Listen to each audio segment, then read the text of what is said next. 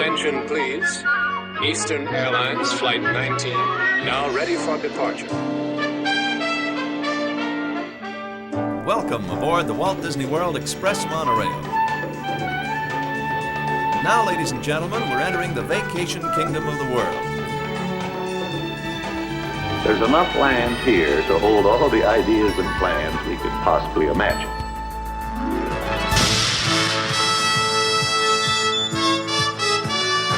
We call it Epcot. Will be our experimental prototype city of tomorrow. Welcome to another episode of the Retro Disney World Podcast, taking you back to the vacation kingdom of the world, the way it was, and the way it is in your memories. Okay, welcome everyone to episode 21 of the Retro Disney World Podcast. This is episode titled Listener's Choice Q&A. We've all been busy traveling. It's been, we're in the middle of summer here, but we're all back. So I'm your host, Todd McCartney, and back with me, as always, is JT Kuzier. Hey, what's happening? Not much, JT. Brian P. Miles. Greetings from the birthplace of America. Which is going to get very busy next week with the convention. Indeed. And Hal Bowers. Aloha, everybody. How's it going tonight, Hal? Good. Excellent. So, instead of taking you back somewhere, we're going to ask, we've asked a lot of our listeners to come with questions, and we're going to talk a little bit about answering those. And we also have an interview with Ted Linhart. He's a Disney document collector, and we also are going to play some trivia games with our listeners. So as always, we start with corrections and comments, and we really had a listener question come in from last month's episode about America on Parade. And the individual writes that he watched the video film that we have from America on Parade, shot in 1975, and at the 4:09 to 4:28 mark, the video cuts to a scene showing Thumper and his sisters Flower and Bambi. We even see Thumper jumping up and down on a log, and he wants to know, do you know what location that was found back in the mid-70s? And Hal and I pretty much know. Hal, why don't you tell him, what are we looking at? Well, it's the window of the Emporium on Main Street. That's right. And the reason is because Bambi was actually re-released into the theaters in 1975. So, as was the way that it was done, anytime a movie came out or was re-released, the windows of the Emporium were actually changed up in order to match the movie that year. Yep.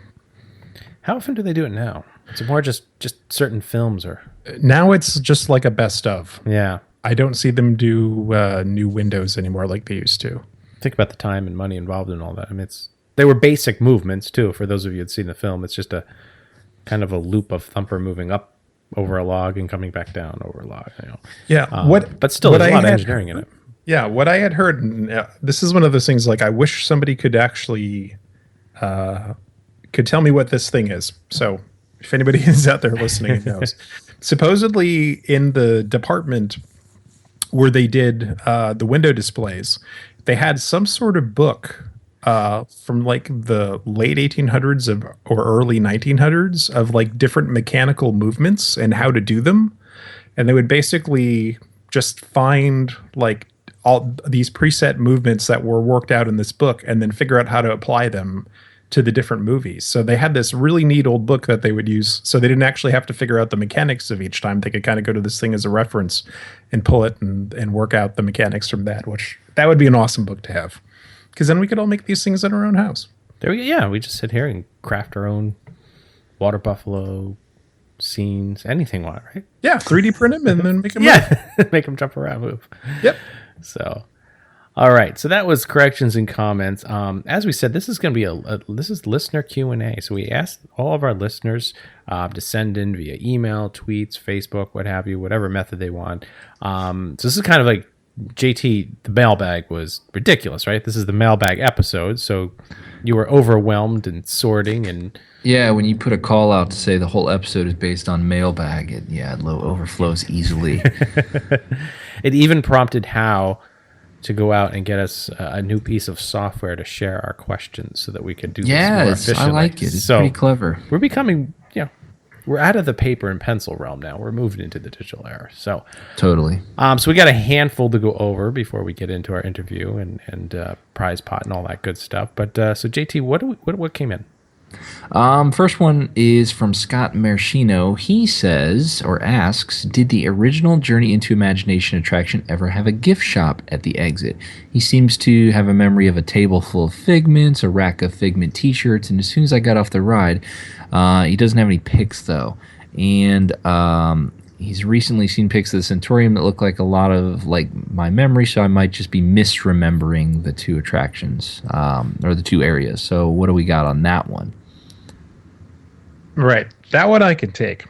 Because I remember that outside of the attraction, so you would get off and you would go right to the to the escalator that would take you up to the ImageWorks or out to the 3D movie. But outside, between the outside exit by the jumping fountains and over by the Captain EO, there was actually a Kodak Camera Center. And besides the film and all the stuff in there, they actually had a lot of plush and the PVC figures, and when Captain EO came out, it had a bunch of Captain EO merchandise, so you could go in there and get your fuzzballs and your geeks and the whatnot. So I never experienced it by myself, but I understand that there was also a Figment meet and greet in that area at some point. That's correct. If you remember when they redid the ride as Journey into Your Imagination, the second incarnation, which was immediately ordered to be redone as the outcry from the fans, not only at the ride being crappy, but at that not having Figment or Dreamfinder in it anymore. So they added Figment back into the third iteration, which is what's there now, with the Imagination Institute and whatnot. And I always joke that when they brought Figment back in 2003, there was almost you want Figment? All right, we're going to shove them down your throat, because there was, Figment merchandise, Figment shirts, Figment everywhere, including the Figment meet and greet. So they made this area, which is where the shop, part of the shop was, and it was Figment's meet and greet, and they had it was a giant Figment. So the joke was that, if you remember before, the Figment that you used to meet was a puppet, and the Dreamfinder, the two men that played the Dreamfinder would work the puppet with one of their arms, and so you could meet the Dreamfinder and Figment didn't talk.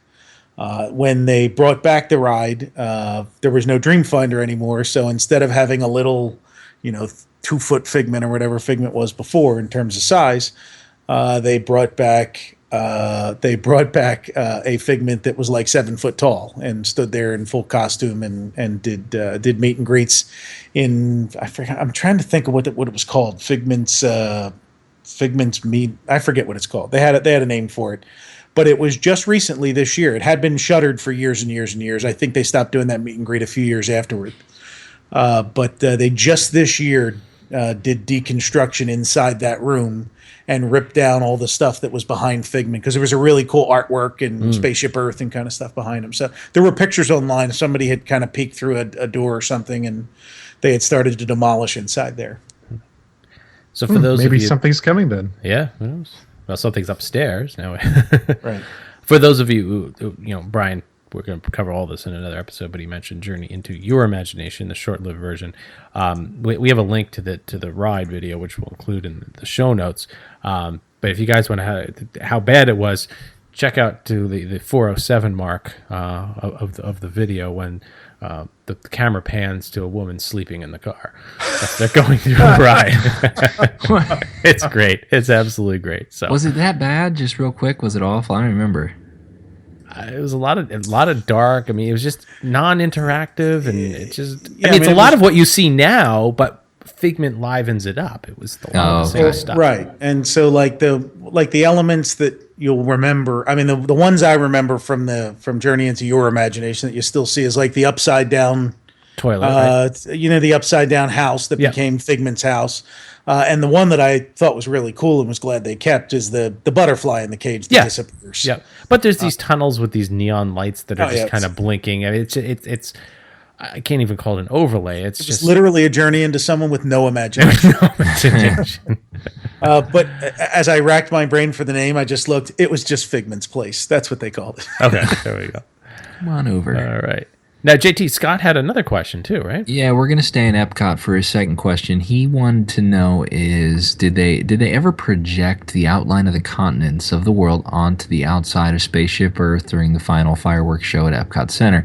He says, all of us has a vague memory of seeing it in green laser light as he was exiting the park, and this would have been 1985-ish when he was around 5 years old. So is that something that happened, or is he just, creating it from his imagination?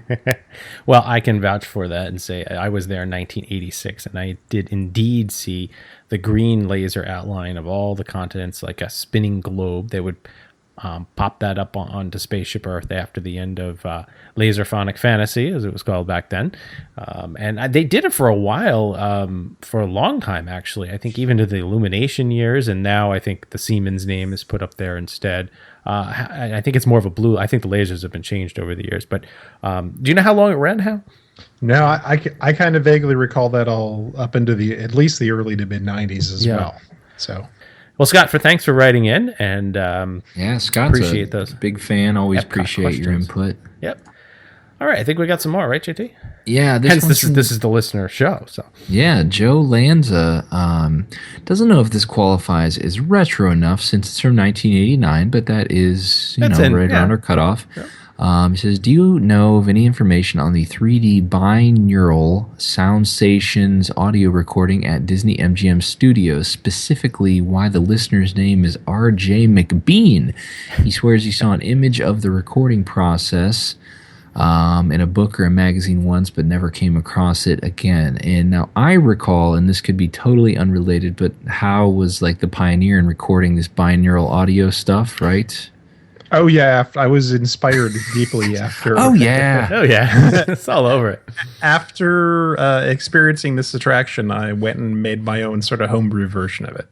That's right. We talked about that at Bump. I don't know if it made it on the air, but I remember you talking. No, we about did. It was on the air. It did make it on the podcast. Okay. Yeah. I walked around Walt Disney World for about 2 years.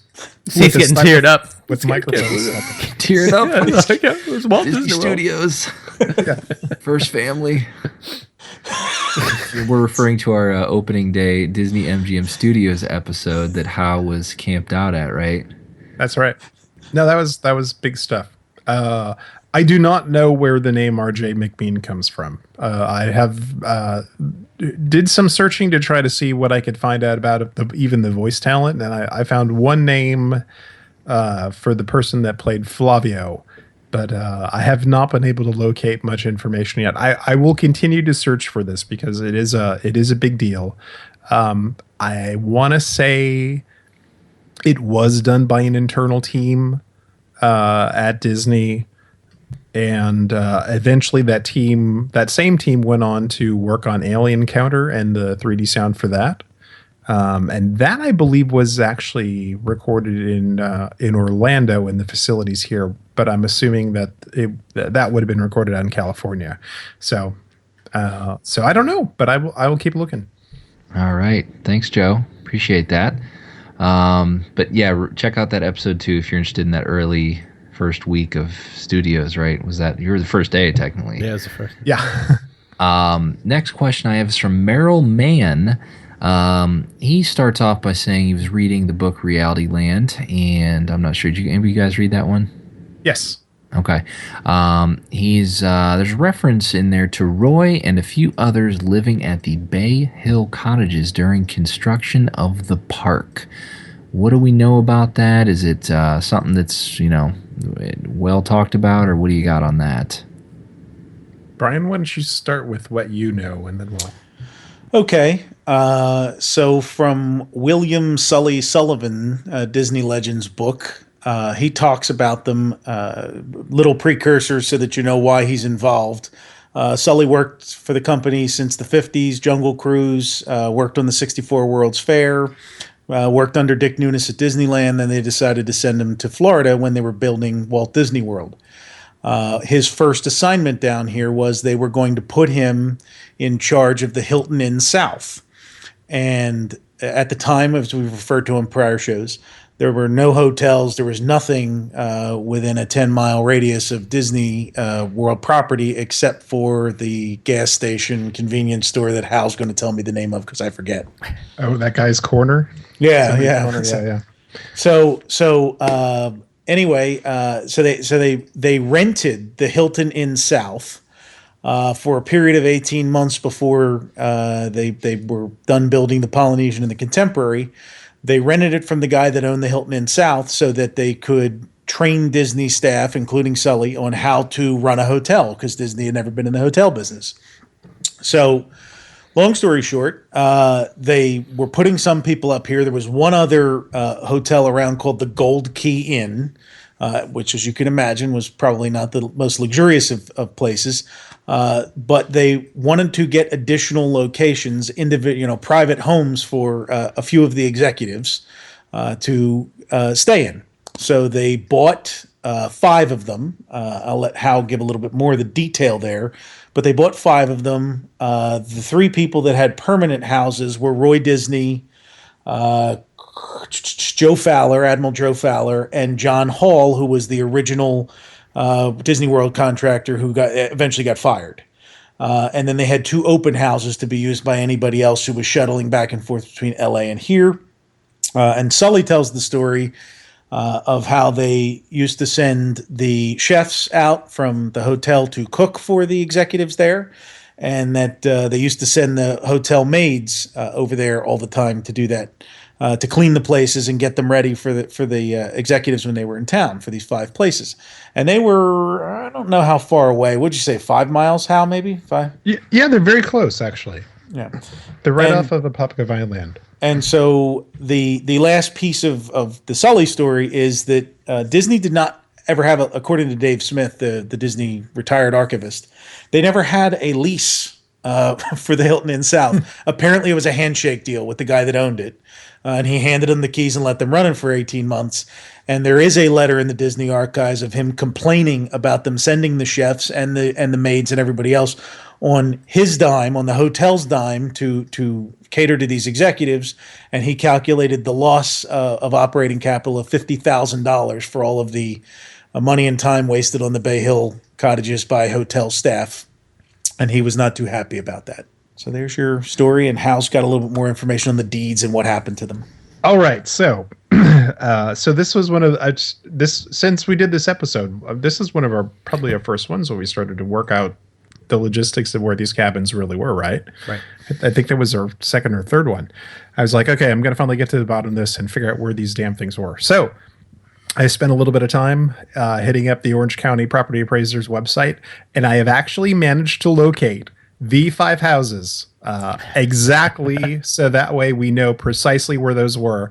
And if you want to go see them today, you can go do that. So in June of 1968, Disney bought 5 nearly identical lakefront homes on Tibbet Bay Drive in the Bay Hill neighborhood. Each house is about 1,500 square feet. It's a 2-bedroom, 2-bath. They look like, we always heard that thing of like Roy's cabin, and we've seen them described as, I think, like either cabins or cottages.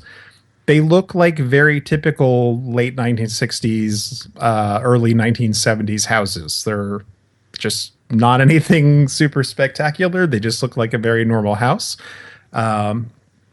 Disney actually hung on to these houses until October of 2001, when the Walt Disney World Hospitality Recreation Corporation sold the houses to TBHC Inc., which is the holding company for Arnold Palmer's Bay Hill Country Club and Lodge. So if you remember, Arnold Palmer was the person that started Bay Hill, and the execs at Disney, since they were all golf nuts, they were very friendly with him. So I think that's kind of how that relationship began. So if you want to stay in one of these original places, you actually can. So if you go to the Bay Hill Country Club website, you can actually rent these houses by the day, and they go for about $300 to $600 a night. So I think we need to rent one of these. We meet up there. So what he's saying is that it is actually possible to stay in Roy's cabin. It is. You can really stay in Roy's cabin. In Roy's real cabin instead of the mythical one. Version 2, right? It's part second one. Yeah, and I think in David Coing's Reality Land book, they talked about how like Fowler's cabin was next to Roy's, I think, so that way they could have impromptu meetings like during the day. They could just basically walk next door and talk about stuff. So it would be really cool to know who stayed in which one, but like you can go stay there. And how awesome is that? Yep. We should probably also let our listeners know too that there is a difference between these Bay Hill estates, and if we rewind back to episode 17 when we talked to Kelly Wise and the photos that her grandfather, her story of her grandfather and grandparents living on Walt Disney World property, and how these are different homes from those original ones that we're talking about. So we've got really 3 properties, right? Because Kelly talked about the 2 different areas, right? Those are Bay the Hill. Ones that the official residents of Bay Lake. Right. Stayed at, so that it could be a functional community and meet the auspices of like a government. Right. So there's those. There's the mythical cabin, which was the fishing lodge thing, which was demolished at the Fort Wilderness, and now we have the place where the Disney executives actually did stay in Bay Hill. So right, and then there's the 4 or 5 that are down near where Celebration is too. Were those for the other community? Because there's 2 communities, right? Yeah, I think those were for the other one. So there's really 3 original locations. So there's Lake Buena Vista, then there's Bay Lake, and City of Lake Buena Vista, City of Bay Lake, and then these guys. Yep. And they were actually what it looks like is they were actually they were constructed apparently for Disney when they bought them, because they were bought in June of 1968 and they were built then. So I'm assuming the identical design was probably so they could just get them up as quickly as possible. Right. There we go. All right. Well, thank you, Merrill. That was a good question with a very good answer. Thank you, Hal and Brian. Next one I have from Daniel Starr. He thought he heard on one of our podcasts that one of our hosts had written a book. Is that true? And if it is, could you give me info so I could find and purchase? Well, thank you, Daniel. That's great. Todd, you want to take it? Yeah, so that is correct, Daniel. I actually wrote a book, started it in 1992. It was a travel guide to Disney World entitled The Very Unofficial Guide to Walt Disney World. It was actually distributed on internet bulletin board systems. This is pre-internet days, at no charge. I'm sure if you search it, you might be able to find a very old copy of it. So you would download this and print it out and take it on your trip with you. I later became a Walt Disney World Made Simple. I did a title change and had it printed and actually sold the book. And again, this was all pre-internet and as e-commerce was just starting. I continued to update the book up until about the early 2000s, and then life changes and things happened, and I stepped away from writing the book. I had thoughts to bring it back for a 20th anniversary edition in 2012, and started working on it. So it's a partially finished, updated version of the book that now needs another 4 years of additions and changes to it. So I potentially may release the PDF in it and take a version of it, and you can take it. There's a lot of good tips and tricks and all those different things and fun facts in it. So it's now actually, I guess if I was to put it out there as the original version in 2000, it's a retro book. It's it would actually take you back to reading a guidebook the way that things were in the mid to late 90s. I'll tell you how to get the shortest line for the Mike Fink keel boats. That's right. Absolutely. And I had it. I'll share one of the tips I had. I remember I was standing for the Haunted Mansion once. And this is in the years before Fast Pass and all that other stuff. And there were 2 queue lines. There was a left and a right that split. And my tip was to stand on the left one. And people go, well, why would you go to the left? And people say, oh, everybody's right-handed. They go to the right. You go to the left. No, that wasn't it. The reason is that on a hot day and the wind blew, a cool breeze would come over off the rivers of America and cool you off if you're in the right. Deep, man. Yeah, you got you got blocked. I said stand I to the picture you left. got the little wind meter. Over Exactly. there, Yeah, my anemometer. Yeah. Yeah. But that's kind of the level that I took it to. I really tried to absorb a lot of different areas. So, Dan, I appreciate you writing in. Possibly I'll release a very old version of it, and everybody can kind of read. I had a very crudely drawn map that I drew in Microsoft Paint. But hey, when I sold it, and it was my spending money through college. The left side of the line, though, that was the best tip. Yeah, during the early years, it was. Now, it didn't work. If you look at that book, what is something 2000 Todd would have done differently than 2016 Todd? Like a tip you look at and you're like, what was I thinking? Well, now the left line one, definitely. Really? You wouldn't do left now? Well, there is no left anymore. But like, is right? there like a tip you were like, what an idiot I was? Or hold on one second. Let me get the old book out.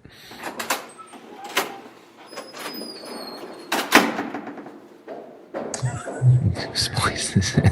He's like, skip the carousel progress. Yeah, I'm curious. Like this old hoopty. More like the country snooze jamboree. I plan to skip this and get a beer in Epcot. Zazu and Yago are a great addition. Not to be missed. A++. Do not miss. Bold letter. You have to wait us 4 hours. Must see. Here's one for you, JT. Board the Skyway in Tomorrowland rather than Fantasyland. Well, I can't do that anymore. I talk about doing all the mountains. You should do you know what you should do for your next podcast or like a filler? You should do an audiobook version of this. Just record yourself reading it. Yeah. But pick like the 30 most outdated tips. Yeah. Here's one. At the backstage studio tour in Disney MGM, your tour guide will joke about the fact that people on the left side of the tram will get wet. Fear not. All you feel is a moderate spray, and the people on the left actually have a better view of the entire ride. While in the backstage walking tour at Disney MGM, don't fret over who is first. People in the front, middle, and rear have equal viewing areas. Oh, it's beautiful. But it's true, though, right? Oh, yeah. The left did have a better, but yeah. So I have all sorts of good stuff in here. The other interesting part is that I did have something called the Disney Future Attraction and Animated Feature List. Go to that. Which basically eventually went to my website, but I included it in the book and updated it monthly with all of the different potential things that were going to open. And I had a lot of stuff dating way, way back before. I mean, I have space pavilions and I've got all sorts of other stuff that I was wrong about a lot of stuff, but I scoured so many different annual reports and different things that I got a lot of them many years before they came out. So one of these days we'll have to dig some of those out and see what we found. Yeah, great question. Yep. Daniel, thank you so much for that question. Good one. And I'm going to go kind of off of we're going to stay on the book topic here. Next question is from Andrea Janowiak. She is asking us about another book, and this one says, in episode 4, One Little Spark, you guys talked about Dreamfinder and the man who played him. I think you mentioned that he wrote a book. She tried searching for it, couldn't find it, didn't know the name, so she'd love to know the name of the book, the author, so she can read it herself. And I've heard of this, but I don't know it off the top of my head. I'm sure one of you guys do. Sure. That book was written by Ron Schneider. Schneider. He was the original Dreamfinder from 1982 until 1986. And he put out a book a few years back called From Dreamer to Dreamfinder. And you can Google that. It is available a bunch of different places, and we can post a link to it possibly.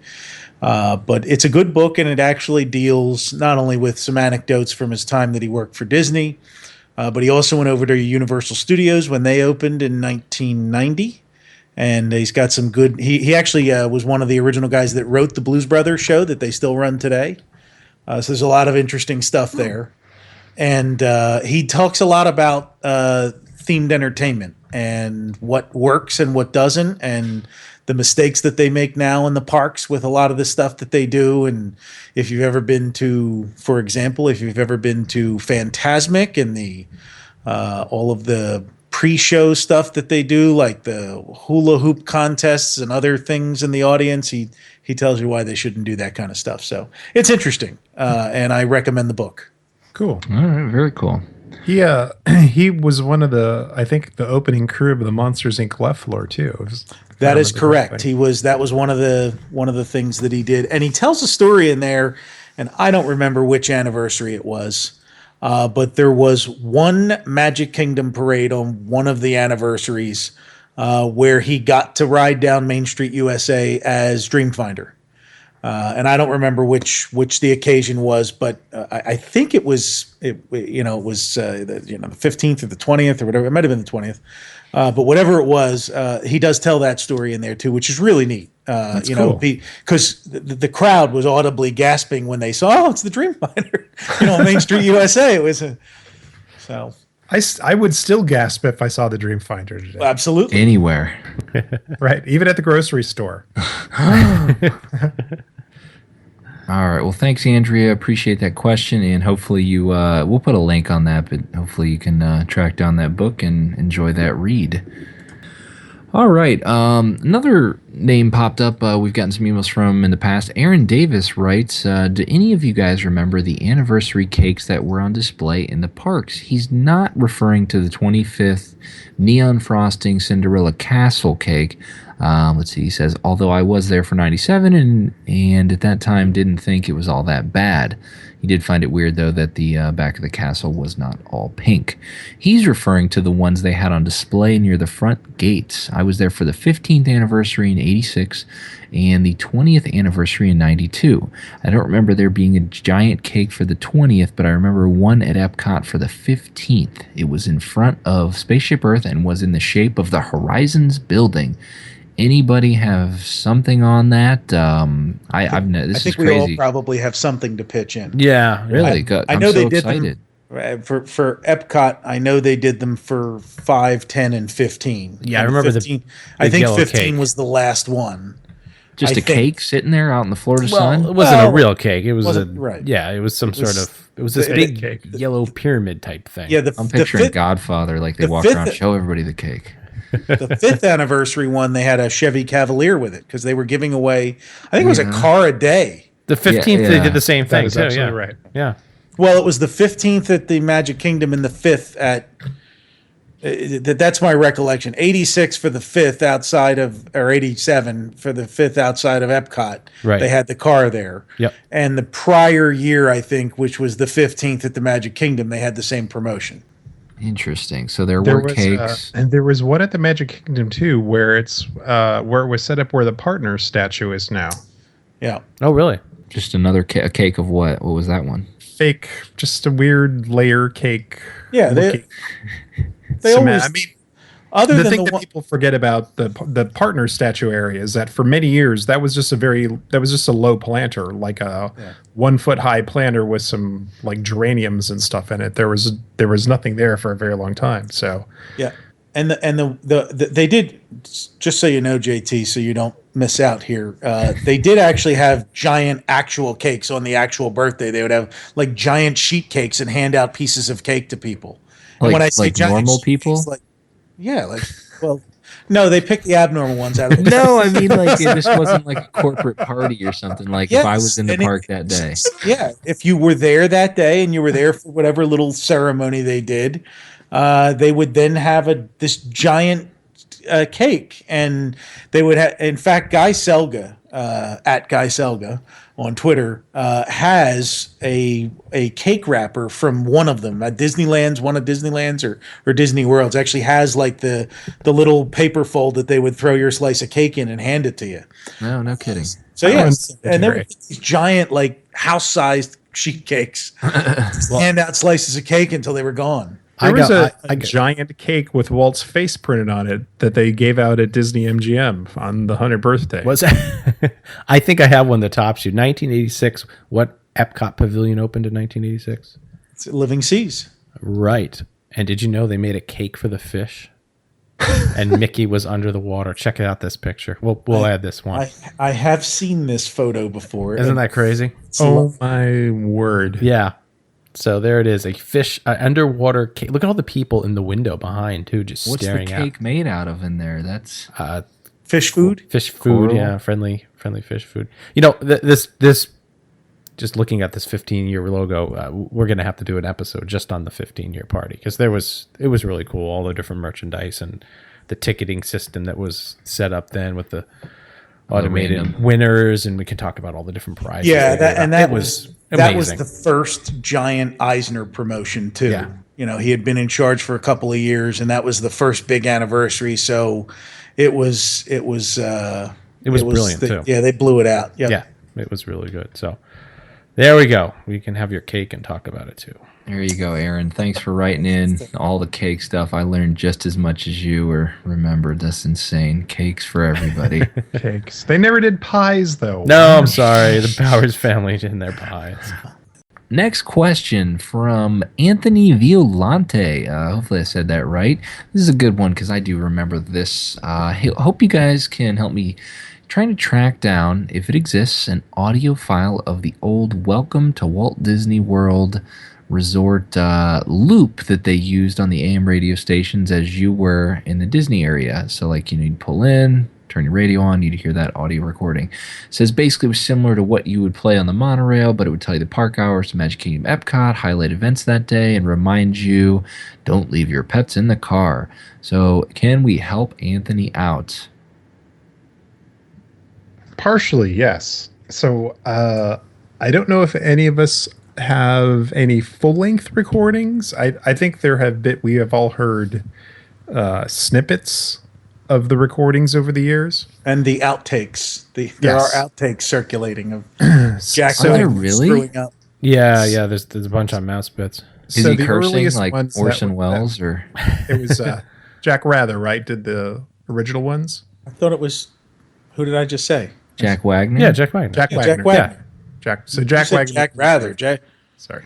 Jack Rather. Those are the guys that you're thinking of. The people that own the Disneyland Hotel. All right. So he did it for many years, right? And then at some point in the 90s, probably after he passed away, then it became a dialogue between Pooh and Rabbit, where they would talk about all the different stuff that was going on in the park. And I guess not to like leave you or in the car or whatever to suffocate. So yeah, don't leave your pets. Yeah. The Parkology website actually had a pretty decent article about this, and they mentioned that the original radio station was 1030 from the Magic Kingdom, and it was actually broadcast out of the castle. And when they started Epcot Center, they started another radio station, which was 810. And not only did they have radio stations coming into the parks, but they also had radio stations going out of the parks as well. So I guess they would tell you about the hotels and things. I'm having vague recollections of this. And I guess these lasted until probably the mid-1990s, and then they were done away with. There was such a sense of anticipation when you could dial the number in, dial this radio station. Oh, totally. You were getting there. You were close. You could pick up the signal. Yeah, and that was, I think we've talked about this before, but the approach into the property was very different in the 1970s. You would go and drive in. There was none of the elaborate signage like there is today with like Mickey and Minnie and giant flashing lights telling you not to stop to take pictures with the giant elaborate sign. You knew you got there because the highway would sort of change quality of the roadway. There were some palm trees in sort of like sand in the center, and there were just a couple of very simple brown signs that said "Welcome to Walt Disney World," and then the one that told you to like tune to the radio station for more information. A couple of the films we restored. There's some. Yeah, there is some audio from there. Some video somewhere I have from the 90s has it as well. I mean, we tuned into it, and I have a little bit on videotape from when we were driving. But I remember that from our first trip in '88. That was we're pulling up in the rental car, and I mean, as soon as we saw the sign, we tuned in, and welcome to the Walt Disney World Resort. It really did add to that sense of anticipation. And then I know as a kid. Today, as an adult, I drive that stretch, and it seems like it's over in 2 minutes. But as a kid, that stretch of land between that entrance sign and the Magic Kingdom parking plaza seemed like it took forever. Well, right, because you were in the wilderness. Nothing. There was nothing there. Right, and you didn't know. It didn't say like Disney World 2 miles. Like you didn't know, when am I going to see something? Right. You know? If you really, this goes back to the whole thing we've talked about before, the whole anticipation planning that was done from the car to the tram to the monorail or the ferry to coming around and seeing. It's just brilliant anticipation, that they've created there. Now, was the big entrance sign, this is totally off topic, but was the big, Walt Disney World sign says, "Do not stop here, take pictures," was that different looking? I'm sure it was. There wasn't anything. It was just that nothing. Didn't happen until around 92, 93. Yeah. So there was just a normal... Well, I think it went in when they started putting all those purple signs in. Yeah, I remember the purple. That's about the time that they put that in, but before that, I remember just nothing. It was just... They were 2 foot by 4 foot brown signs in Helvetica. It just said crazy. Right. All right. Well, thank you, Anthony. Hopefully that helped you out. And if I'd like to put, I think, a call out to everybody. If you happen to have audio of that or something, or of where it exists, let us know, because that's kind of a hidden gem, a white whale, or whatever you want to call it there. So maybe before this post, we'll put a reach out on Twitter, and if we get it, you'll hear it at the end of this podcast. Yeah, that'd be cool. So. All right, well, JT, I think it's time to close the mailbag and close this part of the episode with the mail. I know, it's so sad, but, thank you, everybody, for writing in. If we didn't get to your questions, send it in for next month or whenever. We'll try to get you, on another listener mail. So if you want to send us a message, podcast@retrodisneyworld.com. As always, we do an audio rewind puzzler. And you guys, I didn't put last month's together. I was away, so how you were in charge of producing last month's show, and you picked a good one that we got a lot of responses. I wanted to get one that I knew people would know. You did. You got it. So I think we all knew what it was, right? Brian, JT? Yeah, definitely. Definitely knew. Okay. All right. So the nodding we're seeing right now. Exactly. We're watching him nod. So before we reveal the answer and the winner, let's take a listen to last month's audio rewind puzzle.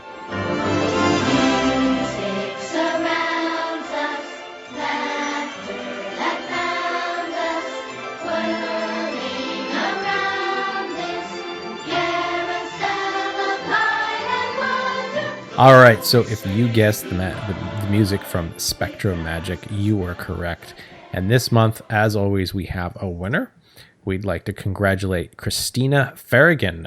She got the right answer from all those submitted in and randomly picked. So, Christina, congratulations. You're going to be winning the Disney News from 1985. So we'll be in touch with you, and we'll get that right out to you. And now we need to have a prize for this month and also talk about our ever-growing prize pot, right? So, Brian, you've got something to give away this month, right? I do. I have a copy of Disney U. It is a book about Disney University, that the university that they send their executives and trainees to teach them all about the values of the company and how Disney became the business customer service titan that it is.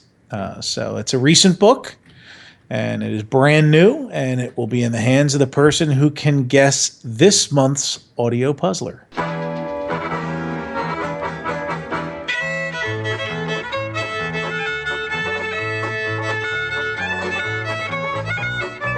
All right, so if you think you know the answer to this month's audio rewind puzzler, send your entries to podcast@retrodisneyworld.com.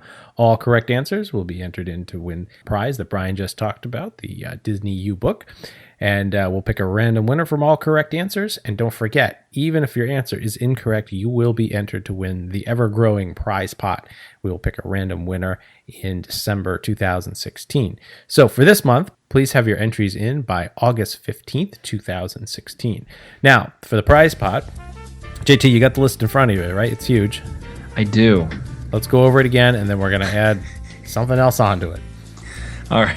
The fact that he scribbles this down, folks. This isn't electronic. He has an actual pad. And it's got, Yeah. some liquid spilled to it. It's like starting to become just like this. Actually, I can think we- I'm going to give the document. I was gonna say, let's give away the document to them. Yeah, they can It's see like our. a set list for the Yeah, Beatles. like It really piece of is, yeah. memorabilia from the show. All right.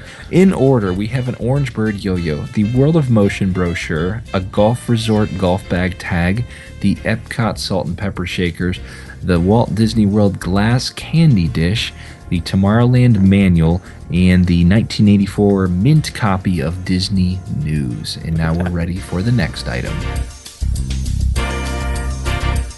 All right, I am going to add in there a copy of the Walt Disney World Explorer CD-ROM Whoa! and some expired Discovery Island tickets, just in case it ever comes back. I need a second to You'll be write all prepared. this down. Yeah, you got to write it down. This is a double month here. Now, let me tell the listeners Yes. who didn't use the Walt Disney World Explorer on Windows 95 and don't know exactly what it is, Yep. that the real value of this, aside from the retro kitsch value, is that it has pristine audio samples, which Hal, I know, has pulled some of them for preservation purposes, right, Hal? That is very true. So they've That got is- like they audio have- from some of the rides and some of the environment, some of the background music. They have a bunch of different audio samples on there that at the time were a little, you needed to be a little more technical to be able to access them. But now with today's computer user skills and file access, that's the real value of that. You pull some terrific audio samples. Yeah, they have the cleanest version, perhaps the only version of the talking drums from Adventureland, which you can't hear anymore on that CD, which was fantastic. It's amazing that something as obscure as that disc was, that they put that much time and effort and used that level of recordings. It was everywhere. I got both of them. I still have them. Like, was this version 1 or 2 you're giving away? You gotta make me get up from the desk and go check. Do you know how to tell the difference? Do we have to I read do, serial actually, numbers? 'cause this was like right. You guys, talk about All right, your let me get it. era. I think was this is my an era. early one. It could be worth more. Hold on. All right, so the prize pot is huge now. We got a lot in there. So again, even if you submit an incorrect answer, you'll still be entered into the prize pot drawing in December 2016. Crazy big. It's awesome. I'm so Yep. excited for the person who gets this. You're just like treasure trove. Well, I think by next month too, we're gonna start taking pictures of everything and line them all up. Yeah, That way because you it's can all see. just words now. Yeah, Nobody yeah. really You believes got to us. physically see what you're Yeah. getting. So it's pretty impressive, and we'll tweet out some pictures.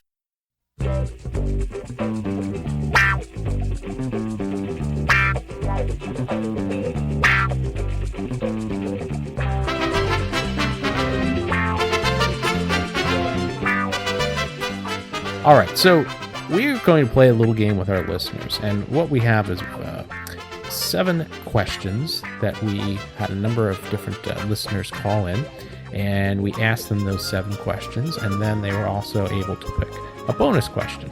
Now, they had 90 seconds in order to answer all 7 questions, and then they got 1 bonus question. Now, Hal, you weren't with us the other night when we recorded this trivia segment, so we're going to put you on the spot, give you 90 seconds, and see if you can answer all of the bonus questions. All right, right. this is putting my credibility. Yeah, this is right. to This the is test. this is the proof. So Brian is the timekeeper, and JT's the scorekeeper on this. Yeah. And we're going to find out how well you do. So, All right, I'm sweating already. all right, Brian, we okay. have 90 seconds on the clock. All right, are you ready? Ready? And go. In Walt Disney World's Carousel Progress, how many different theaters are there? 6, How many cars are there in each train of the People Mover? 5. How many names did the Storybook Circus area have prior to 2014? Okay, so Mickey's Birthday Land, Mickey's Starland, so 2. How many rows of seats are there in the boats in It's a Small World? 6, if it's not a handicapped one. If you don't get the next 3, you're not on our podcast anymore. Which the following is the retro WDW podcast mythical family that comes up now and then? The McDinkles, the McFarkles, the McFinkles, or the McDarkles? The McFarkles. The Bowers family has an affinity for what dessert item? Oh, pie. Chest of Drawers refers to the technique used to build what 2 Walt Disney World resorts? The Contemporary Resort and the Polynesian. Boom, under 90 54 seconds. Record time. Record time. He Good got, job. Got 1 wrong, though. We'll ask the question again. Yeah. How many names did Storybook Circus area have prior to 2014? Prior to 2014. Now, to clarify, how many names did the Storybook Circus area have before it was Storybook Circus? Exactly. Go ahead, talk it out. So there was 20,000 Leagues Under the Sea, which was just part of Fantasyland. You gave us Mickey's Birthday Land and Mickey's Starland, but it was called something else than either of those two. Unfair. Yep, there you go. That's right. All right, so you've got what was that? 6 out of 7. So Yeah, that's pretty good. all right, now let's see how well you do on the bonus questions. All right, you So ready? we're going to give them all to him? Yeah, we're gonna give them all. I think you can get them all right. Let's see. In what year did Walt Disney World receive its 50th millionth visitor? 1971, 1976, 78, or 81? I'll say 76. Boom. Hey, That. All right, Nice. there you go. All right. Here's the next one. Name at least 2 buildings at the Magic Kingdom directly based on real life structures. And bonus if you can tell us what the real life structure is. Real life structures in the Magic Kingdom. Well, the Hall of Presidents building isn't based on any one particular building. I have heard that it is supposed to be somehow based on Independence Hall, but I believe it's an amalgam of buildings and not just one. So it's not that. Okay, I like the technique. Talk it out. What is now the Exposition Hall, I believe, was based on a real building. I don't remember where it was. I don't know. I don't have an answer to So that. the list is quite big. I can go through it here quickly. The Main Street train station, which was based on the Grand train station in Saratoga, New York. The Town Square Theater was based on the Grand Union Hotels in Saratoga, New York. The Crystal Palace was based on the House of Flowers in the Golden Gate Park in San Francisco. Sleepy Hollow Refreshments was based on the Sunnyside House in Tarrytown, New York. Hall of Presidents. Now here, it was the side exit doors, the House of Burgesses in Williamsburg, Virginia. Pirates of the Caribbean, Castillo de Pedro de la Roca. And let's see, the Adventureland Veranda was Port-au-Prince. And I love this one, the Rocket Jets, the Apollo 5, and Apollo, the Gantry-way and everything. Oh, yeah. I guess it's not a real building. So, all right, you got 4 more. Nobody picked that one, actually, by the way. Yeah, we didn't have to see that one live. Yeah, on we the didn't air. have to answer that. So. Somebody got one of these last 4 correct. Exactly. The snack bar aboard Magic Kingdom Richard F. Irvine Riverboat is closed forever. But what juice company sponsored this in the 1980s? Some apple juice company, but I don't remember the name. Oh, you get half credit then. Treetop. Treetop. All right. The shortest running Epcot attraction opened in October 1982 and closed 9 months later. What was it? A Studer Computer Review. Got it. All right. Everyone knows that the lobby of the Polynesian is called the Great Ceremonial House, but the attached structure housing the restaurants and food areas has another name. What is it? That's the Outrigger something. Look at that. Wow. Well done. And we got last question here. Well, you are in my area of expertise. Oh, yes. Well, so, right. Yeah. If you got the pie question wrong, we'd really be concerned. Setting aside all of World Showcase, nothing in World Showcase. Name at least 3 retro attractions based on or sponsored by companies devoted to travel and transportation. Travelport in Communicore. That's one. So Dreamflight, Delta. Yep. And if you had wings, Yep. Eastern. That's 3. That's 3. Yeah. Can you get others? I'm done. That's it. I'm trying to think. More travel. We can give you a hint. Sure, I'll take a hint.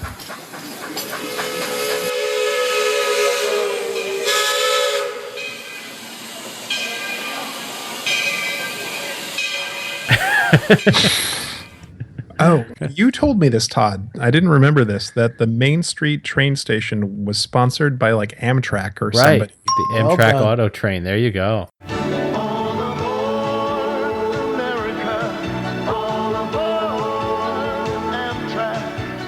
But how you did really, really well. Except for that apple juice company. Yeah. Lost out on that one.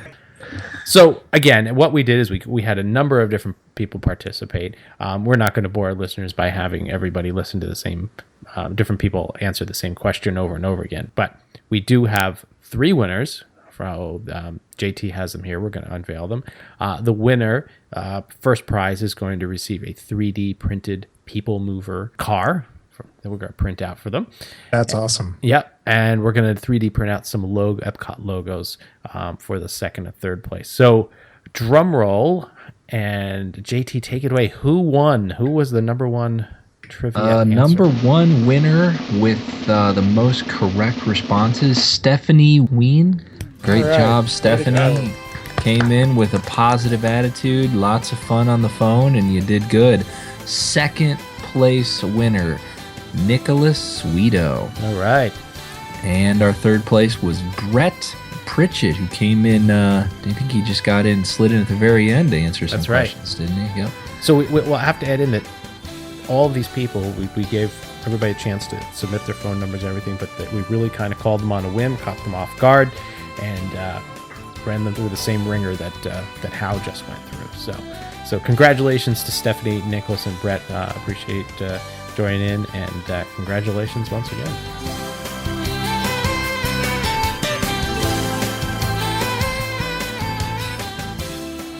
All right, so up next we have an interview with Ted Leinhardt. He's a Disney document collector, so let's welcome Ted to the show. Hello, Ted. Yes. Hey, this is Todd McCartney from the Retro Disney World Podcast. How are you? Good, how are you? Good. So thanks for joining us tonight. On the line here, we've got JT Kuzier, Brian Miles, and Hal Bowers, which I don't know if you've listened to our podcast before. Oh, everyone. Oh, excellent. Well, excellent. we're at a fan. Look at that. It's not often we have fans on the actual, usually we're making fans. We're used to real life where no one likes us. All the time I'm watching those movies at work. It's a real distraction in my life, your stuff. Good. Well, we'll continue to make it even more distracting in the near future. How's that? Thank you. So Hal's got some stuff for you tonight, got some questions. We understand that you've got quite the collection of all sorts of Disney memorabilia, and you're kind of scanning all things in. So we're going to let Hal kind of take over and ask you a couple of questions about the background and how you came to get that stuff and all sorts of other good things. Yeah. I've taken a look at it, and there's a lot of great things on there. Ted Leinhardt is a collector of historical park documents, which he's now posting online at disneydocs.net. His collection includes many documents related to the early days of Walt Disney World, the selling of the idea of Epcot to potential corporate sponsors, as well as Disneyland and the 1964 World's Fair. So to the listeners, please go to the site. There's so much just really cool, amazing stuff there. You literally could spend hours going through what's there already, and I know you're just kind of scratching the surface right now. We just happened to see you on Twitter one day, probably about 6 or 8 months ago, and you started to post some stuff, and I think everybody in the collector community was just blown away by the stuff that you have and that you were posting. So I'm just kind of curious, what really got you interested in collecting these documents in the first place? So I've always loved Disney World and the idea of the parks and Walt's vision of the future. I guess it also, if I go back a little bit, I've always loved visions of the future from the past, and I remember very clearly the first time I rode Horizons at Walt Disney World, and I said, this is the crystallization of what an experience is for me, to embody what Walt thought about and just immersing yourself in that sort of vision of the future. So the notion of Horizons always carried forward with me, and I've always collected something in my life: books, comic books, James Bond memorabilia, TV memorabilia. So I've always been a collector. And as my interest in Disney and as these rides kind of started to disappear from Disney World and Epcot became a shell of what it used to be, I started to want to preserve that somehow and own pieces of that since it was disappearing. So I just started to slowly over time move my collecting interest into that area. I would first search for stuff on eBay, and more stuff started to appear. And then last year, this company in LA called Van Eaton Galleries had this massive collection of Disneyland and Disney World memorabilia, apparently from one person who decided to sell his or her 50-year collection. And it had all this amazing stuff in it, and I just said, I have to buy a lot of this stuff. And then they had another sale, and then another half sale, and I think that kind of opened the floodgates for other people to go look to sell stuff. So over time, and this hasn't been that long, it's been about a year or two, there's just been this amazing flood of stuff available at auctions or online. And I've just, anytime I see a document related to Carousel Progress or Spaceship Earth or particularly Horizons or just the founding of Epcot, it's just, as a collector, there's that innate passion that you have to own that item no matter what the cost. And so I just, say, I'm going to get that. And most of the stuff I want, I think fortunately the larger Disney collection community doesn't want. I think there's more people interested in a lot of other stuff than Horizons letters, the letters about Horizons Ride. I think there's a core group that love that. But I think I've been able to focus on stuff that doesn't get bid up quite as much as some of the other items in these auctions. Cool. And you have amassed a really incredible collection. So right now, what's your most favorite piece that you've managed to get? I think my most favorite piece actually didn't even come from that auction. It's this Project 90 document, which is basically RCA was trying to sell to Disney World their state-of-the-art at the time communication system for Walt Disney World. So it's this very large, very long document with a picture of Progress City on the cover. It's called Project 90, an executive summary, the integrated information communication system for Walt Disney World. And I posted every page of this online, and it's just it's almost 80 pages of this very detailed proposal for what RCA could build for Walt Disney World, which I believe they did. I believe that's what Disney World started with. If I've done a little bit of research on it, it's hard to find, and it's just very 70s, but yet very futuristic. It's very detailed, and it just seems rare. I think I've seen one other somewhere at one of these auctions, and it just kind of embodies everything I love to collect. It's before the park started. It's very futuristic. It's got a picture of Progress City. It was owned by someone who was one of the original Disney World people, because his name is kind of on the document. And it just seems very unique. And it wasn't designed to be collected or to be distributed to people. It was clearly an internal document. And I think that's my favorite piece. Even though I have other pieces I love, I think that's the one I always think about when I think about my collection.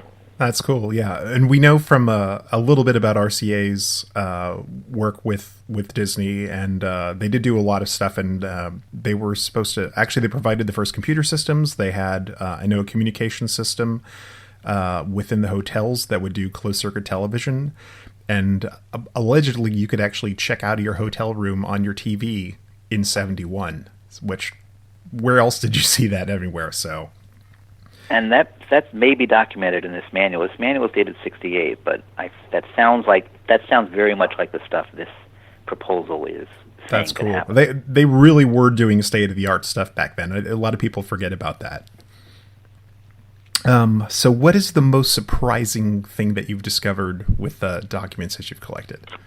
Well, I think the stuff that I find most interesting is the stuff that exists for items that never materialized or at least have an odd name. So I have a Mineral King document, which I think is the most surprising because I didn't know that they got to the point of actually distributing and printing materials for Mineral King, which obviously never materialized. So a lot of the stuff was in other people's collections, or was, even though it never materialized, it was never destroyed and has since then leaked out. I find that interesting. Apparently, yes. Yeah, I just find that interesting that they made all these different things.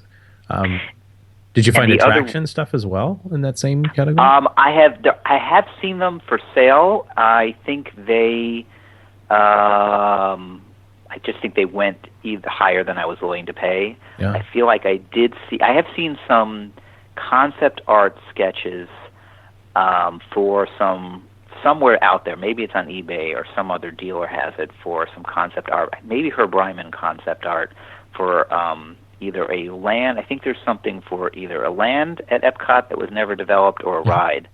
I don't have them, but they're out there. But they're more concept art rather than a proposal. Right. The other one I have, which is just I find fascinating, is a proposal for what became Tokyo Disney, but is called Oriental Disneyland. And the fact that in the 70s, I guess that was obviously not considered a problematic term, but obviously today you look at it and it sounds very not right. Right. And I just find it fascinating that, and then once I saw that, I was like, I have to own that because that's just such an interesting piece. And this is 10 years before the park, but it's still clearly what became Tokyo Disney. That's amazing too that they were working on it that far in advance of it actually happening. So yeah, that was obviously decades in the making. Yes, yeah, and you can see, and it says the Oriental Land Company, which is actually what it is still called, if I'm correct, for Tokyo Disney. That actually never changed. Right. But somehow when you read it in some sort of business form now, Oriental Land Company, written by the Japanese, it doesn't sound as off-putting as Disney publishing a document called Oriental Disneyland. So do you have one that got away that you were vying for in an auction that you really wish you got and you didn't? I've been fortunate that I haven't. What I have had happen, I have had something that I clearly overpaid for because it came up in the next auction and went for a lot cheaper, but I've also had stuff that I let get away and then I found in another catalog somewhere else for a lot cheaper. So I've been kind of fortunate that I've kind of ended up at a wash because the stuff that I overpaid for, I made up with stuff. But I've yet to have something I really, really couldn't live without get away. I've had stuff I've bid on that I definitely thought I wouldn't get and didn't. But I've yet to have that moment where I regret not clicking the button an extra time just to go another $100. I have had that with other stuff in my life on collecting. I know it will happen. It will definitely happen with Disney somewhere down the road. Yeah, that Van Eaton stuff goes really fast. It does. I noticed. I tried to bid on some Journey into Imagination stuff on one of the last ones, and if you hesitate 30 seconds, the auction is closed, and it's 30 done. seconds is a lifetime. Yeah. The one that I had to have, the one that of all the Van Eaton stuff, there's a immaculate Carousel of Progress at Disneyland brochure that was given to cast members, and I saw the estimate. I had a price in my head. I'm going 6 or 7 times above that estimate. I had a number. That was it. And I thought no one's going to go higher than that. Luckily, it ended at that number. I think that's the one I probably would have regretted if I didn't keep going up. But yeah, that Van Eaton stuff, I mean, that just showed you this passion for this collection, because I think they made over $1 million in their first sale. I don't know what they made on the second sale. Pretty much everything went high. I saw some stuff didn't sell, but pretty much everything was purchased. There's some stuff that just they held over, but you can tell that there is this passion to get this stuff that, for the most part, really there was no public way to get it. Profiles in History, another auction company in California, has had catalogs with Disney stuff in them, but they've never dedicated. But after the Van Eaton stuff, they started to put more stuff out there, and that's one of the places where I got something. I got 3 items that I think went for 4 figures in the Van Eaton stuff, and here was a couple $100.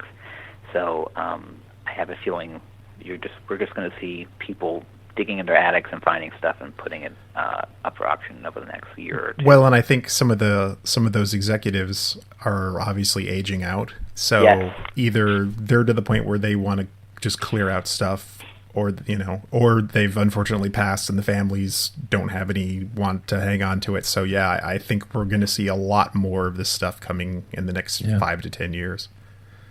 So Ted, I've got a question for you. I want to know, we're going to see if we can stump you here. I have something. I want to know if you've ever seen it before. How's that?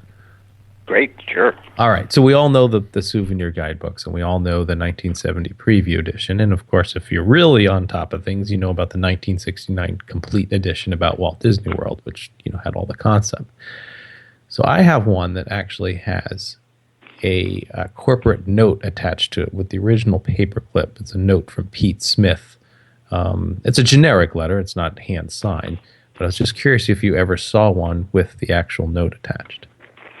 I don't think I have. I have a couple documents with Dick Noonan. I know you're a big Dick Noonan fans and the podcast. Yeah, we are.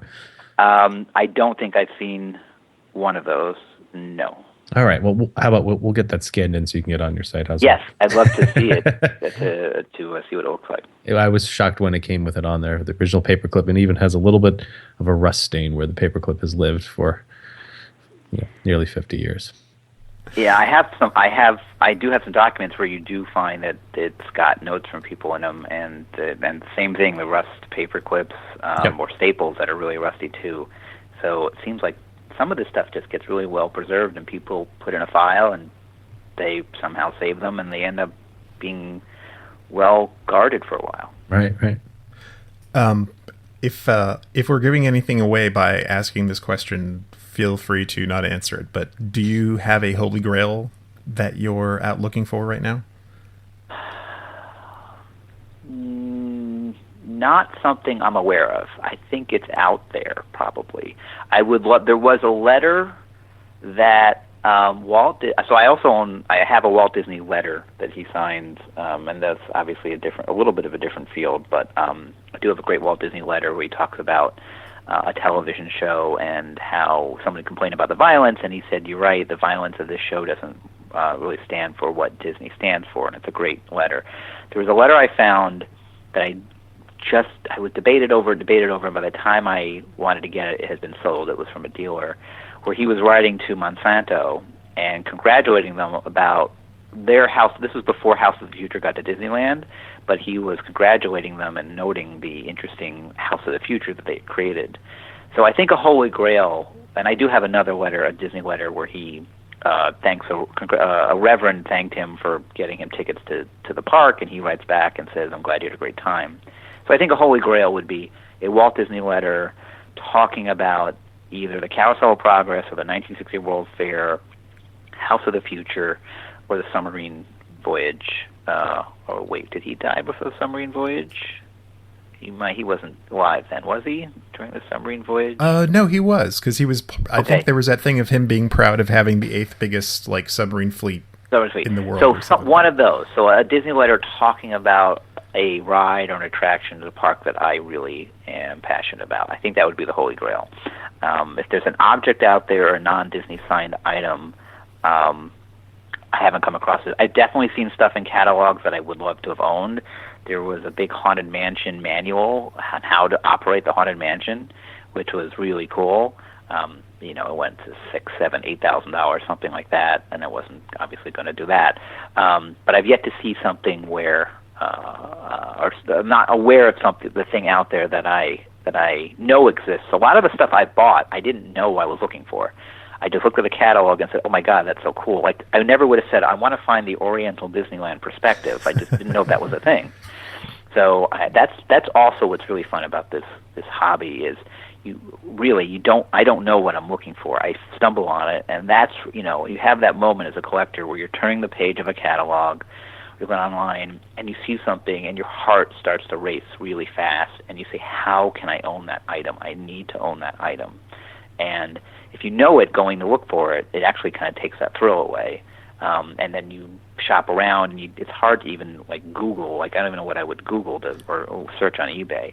It's really this sense of discovery with this particular field of collecting that I find really exciting. That's cool. Yeah, I think we have been surprised by stuff that just magically pops up from time to time. Because you're right, we have no clue what these internal documents look like. All this stuff that was potentially made. It's like we'll see. I think in books sometimes it's like there might be a passing reference to something, but until you see it, you don't know that it exists. Yeah, I have a whole magazine written about Horizons that I didn't know was a thing. And Horizons is, for me, and I know a lot of your listeners, a holy grail of what Epcot was supposed to be about. And I found this magazine about a publication about Horizons, written by a person who I think worked for maybe GE, who was the liaison with Disney, and that's, oh my God, that's such an cool thing to own, but I would have no way of searching for it. I just had to stumble upon it. Right. So I just want to ask you a couple of questions about your relationship with Disney and growing up. So when did you first visit Disney theme parks? So I used to go every year. I grew up in New York City, and every year we'd go to LA for spring vacation. So I went to Disneyland as a ritual every year in spring break from, 1945, so 1975 to 1980 something. And then I first went to Disney World, which was ironic because I was much closer to Disney World. I didn't go there till 85. And I went with my family for Father's Day, and that was my first trip to Disney World. Stayed at the golf resort because we couldn't get the Contemporary or the Polynesian, and that's where I first discovered Horizons and Spaceship Earth. And then I have been back to Disney World. After that, I think I went one more time, and then not until I got married, and my wife and I were just thinking, where should we go on vacation? So we haven't been to Disney World in a while, so we then went back and went every few years, and then we've been to Tokyo Disney, Hong Kong Disney, planning to go to Shanghai when a year or so after it opens, I think. And we were in Paris and regret not going to Paris Disney at the time so we can get to every park. And actually going to Disneyland in 2 weeks. I haven't been there in 25, 35 years. My wife's never been, so that way we will hopefully be able to say at some point soon we've been to every park. That's cool. That's cool. So I'm guessing your favorite show or attraction is probably Horizons then, right? Horizon's definitely number one. I was guessing Stitch's Great Escape. I can say the two things that still exist that I do find applicable to my passions are Carousel of Progress, which I am afraid at some point is going to have to shut down, although I don't know what would trigger that because I haven't heard rumors of it, but of course I don't think anyone, whenever I go on it, it's very empty. And Spaceship Earth, which I guess you can't replace because that structure, what are you going to do? Put in, another Frozen ride there. But yes, Horizons is still, and I know this is probably pathetic, but maybe other people do it. There will be times I'm at work and I just think I'll go on YouTube and I'll just play the ride through of Horizons just to entertain myself. But we do have that restored version that you can ride too. Don't forget about that. We'll plug ourselves there. That's awesome. Oh no, I know it. Yeah. All right. So I think you may have accidentally answered all my questions because I was going to say if you could. No, that's fine. If you could bring one ride back, what would it be? So I'm guessing. Oh well, I would have to say. Let me think about. Oh yeah, Horizons. Horizons, yeah. And if you could freeze one ride and not have them do any updates to it, what would you pick for that? I guess I'd say Carousel of Progress.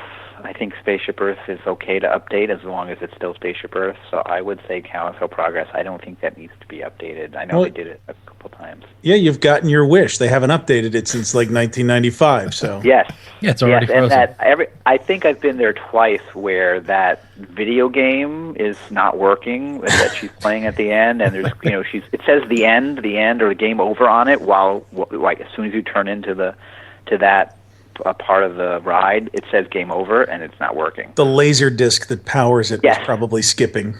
Exactly. That's right. So those are I think those are the two, those would be my answers to that. I do love Soarin'. I have to say that Soarin' to me somehow captures the essence of what I remember like Epcot to be, even though I guess it's got nothing to do with what we're talking about, but that at least to me feels like some way of capturing the magic of what this destination was supposed to be. Cool. Well, thank you very much for coming on tonight and talking to us. And again, everybody go to disneydocs.net. Put some time aside, get a beverage, because you're going to be there for a while going through all of this incredible stuff. Thank you very much, and I will be keeping posting stuff because people keep asking me to put pictures of every item on every page, so happy to share that. And Ted, if you ever get an operating manual for JT's Holy Grail, the wave machine from the Polynesian, you just have to let us know before you make it public, so we can give him some time along. I'd like to announce that I would like to donate something to your prize pack. Oh wow! I have I have 3 copies of this GE Progress Land brochure, and I think it'd be appropriate to give one to the prize pack. So we can figure out off the air how to arrange for that. Outstanding. Can you possibly add the Walt Disney letter to the prize pack? I think I'll hold on to that. Okay, all right, just checking. I'll keep an eye on how the pod. Well, if you guys go weekly, then I'll. Yeah. You're Have you done any estate planning for what happens to all this? Should you just? It's a good question because my wife is not so into this stuff. So We are. That's, okay. Oh, I see. I understand where you're going now. Gotcha. Okay. What if there's a fire? Is this all insured? It is insured. I have put some things on a dedicated insurance and make sure the insurance company knows exactly what it is. Interesting. So it is something I think about, but hopefully I just won't have to worry about it. But it is insured. Yeah. And the great thing is you're putting it online, so if God forbid something happens, yes, the information is still out there for everybody to look at. There will be an archive. That's right. Which is exactly why the internet was created. Yep. So the information would live on. I just don't think they ever thought it would be theme park documents, but at the end, the world ends, this information will still be there. That's right. Yes, there will be a Mineral King brochure for it. We'll have to get Islamic scholars to back up all this stuff. That's right. Get them going now. All right. Well, thanks Ted, again. Yeah, have a great night. For your time. Really appreciate your time. My pleasure. All right. Bye-bye. Bye-bye. All right, so a big thank you to Ted Linhart for joining us tonight. Really appreciate it. Yeah, and, thanks, Ted. Yeah, tons of great documents. And if you have anything that you feel he doesn't have or you want to add to his collection, let us know. We'll get you in touch with him. All right, and as always, if you're interested in checking out some of our retro merchandise, you can find that at retrodisneyworld.com/support us. And I know everybody's probably looking and trying to think what is the next t-shirt. We don't have one for this month. This was kind of, like I said, a listener special. So you can find all sorts of great t-shirts, merchandise, stickers, iPhone cases, notepads, all that good stuff. So appreciate anything you buy there. The proceeds go to help keeping this show on the air, and will also help us continue to plan our special event, which will be held at Destination D. All of us, including our producer Jason, are going to be joining us down there in November.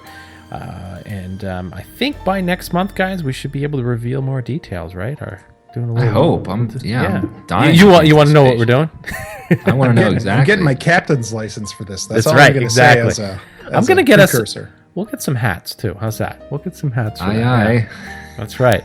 So if we haven't given too much away, definitely tune in next month. We'll release all the details of what's going on and how you can join us on a journey through part of the Magic Kingdom area. So with that said, guys, I think it's ready to close it out. Next month, listeners, we're going to go back to some more of our roots, and we know you guys all love attractions. We're going to definitely go back and do that. We've all been a little busy with summer vacations and everything like that, but we also want to do this listener episode because so many questions come in from all different aspects of Walt Disney World that sometimes the questions don't make it to a specific episode, or the episode where we talk about it so far in the future. We want to make sure we get your questions answered. So it's kind of why we put this episode together. So next month, we're going to go back to the Disney Village Marketplace in Lake Buena Vista area, talk about the roots there, all the first incarnations of some of the shops, and also talk about the Empress Lily and all the other things that went on there. I really, really remember it from the 1980s. I've got some great pictures and great memories. How I know you got pie there. So I got pie. I logged hundreds of hours in the whatchamacallit. Oh, yeah. Spent many an afternoon at a special event under the Captain's Tower. Did you rent a canopy boat? We rented those. I didn't do I did water sprites. Water sprites? Okay. We times. did I've got stories of the canopy boats. We've got film. And I, the only time I got in trouble on my 1988 trip to Disney World with my parents was walking through Lake Buena Vista Village. And I can tell that story. Perfect. Excellent. So next month, guys, we're going to take you back to Lake Buena Vista and the Disney Village Marketplace. And until then, Brian, take us out. Follow Todd McCartney and Retro Disney World on Twitter and Instagram at RetroWDW, on Facebook at Retro Disney World. For all things Retro Disney World, including exclusive merchandise, visit us on the web at RetroWDW.com. On Twitter, you can find our producer, Jason Bartell from Deepwater Studios, at JasonDWS, our announcer, Andre Gardner, at Andre Gardner, and follow our hosts, Hal Bowers, at GoAwayGreen, for JT Kushner, at LS1JT, and you can find me on Twitter and Facebook, at Brian P. Miles.